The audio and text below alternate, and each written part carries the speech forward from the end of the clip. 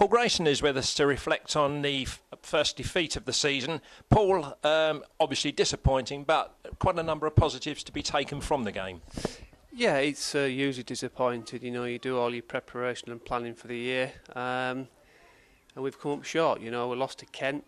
It's always disappointing to lose to them, one of our local rivals. But you can't say we didn't have opportunities to win this game.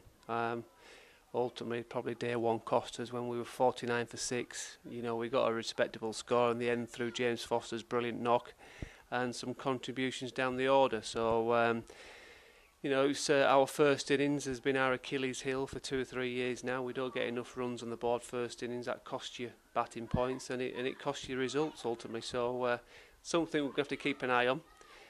But I think our top 7 looks strong on paper. It's just about delivering in the matches. So, that was disappointing, but some positive aspects, like you said, Reece Topley's bowling, a real positive and a bonus for us. I thought Chambers bowled well the longer he went on, and also David Masters as well. We know what we get from Hoddy, but he was excellent, especially on day 3. That morning session, I thought those two were absolutely brilliant and got us back in the game. Yes, indeed. And you said the bowling and certainly the batting. Billy Godalman, a very good half-century. Obviously disappointing he couldn't go on and make it into 3 figures, but it was quite a difficult wicket. And Ravi Bopara, 39, looking well set, and a bigger innings from one of those two probably would have achieved it, but lacked perhaps support down the order really to build on those 2 efforts. Yeah, it wasn't a typical Chelmsford wicket, to be fair. It swung around and seamed the whole game, and it was a bowler-friendly surface.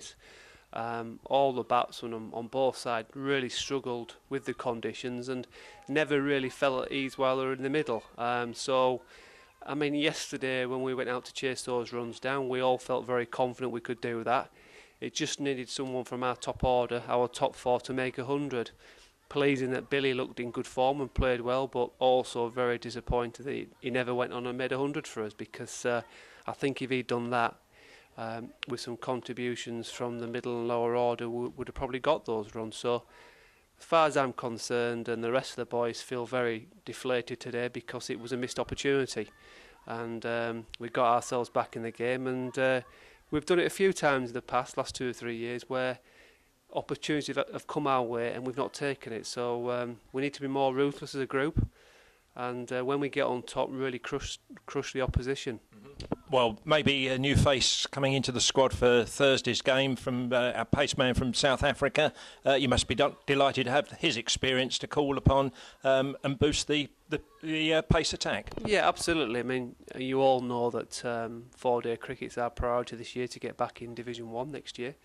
And with 8 championship matches at the start of the season, we just felt we needed another bowler to help with the workload. You're always going to get injuries to your balls at some stage, so it'll give us an opportunity to rest 1 or 2 and play them at the right time, especially with young Reece. He's not going to play all our matches. He's in the squad again for Lords, and we'll make a decision on Thursday morning what side we're going to go with, whether we're going to go with a 4-man seam attack or we'll play a spinner. But history tells you in the past Lords doesn't really spin, so there's a strong chance we'll go with that 4-man seam attack and play Ravi as our 5th seamer and maybe Tom Wesley's off spin. So nice to have him on board.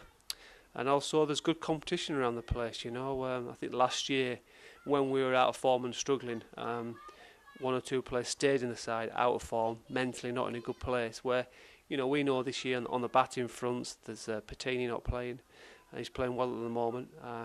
Adam Wheatic, who plays a specialist batsman, and Michael Comber. And on the bowling front you've got Napier and Wright that are both chomping on the bit to play as well. So the players are well aware that this year, if they're not performing, they won't be given a long run in the side, because Fozzie and I have said we want to be more ruthless with our selection. But if players perform, they'll stay in the side. If they don't, they'll be back in the second team. Yes, indeed. Well, perhaps let's put this one down to an early season blip, Paul, and hope it's more positive news from Lords on Thursday through to Sunday. Good luck to everybody there. Thank you for your time.